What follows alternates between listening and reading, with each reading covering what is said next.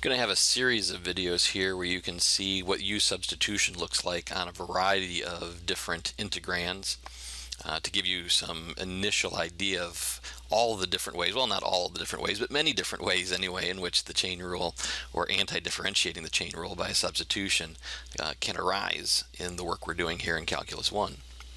So the first thing I'm going to do here is look for a U, and I'm going to fix this a little bit. This should be 3x times the square root of 2x squared minus 5.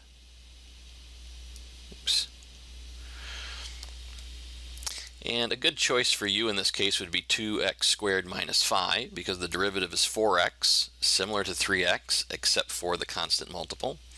So if we let u be equal to 2x squared minus 5, then du will be equal to 4x dx. And we'd like to get to the point where we have a 3x dx. So what would I need to multiply 4 by? Well, 3/4 of 4 would be 3. So 3/4 du is equal to 3x dx. If you need to, you can go through a little bit of an algebraic process to do that. You could divide both sides by 4 first to get x dx by itself. Then you can multiply both sides by 3 to get to 3x dx.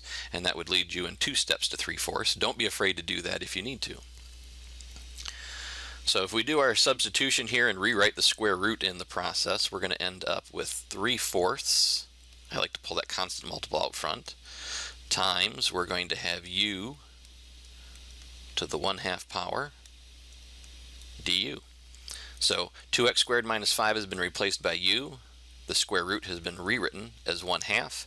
And the 3x and dx have been replaced by 3/4, constant multiple, which I pull out front, and du, which I put at the end here.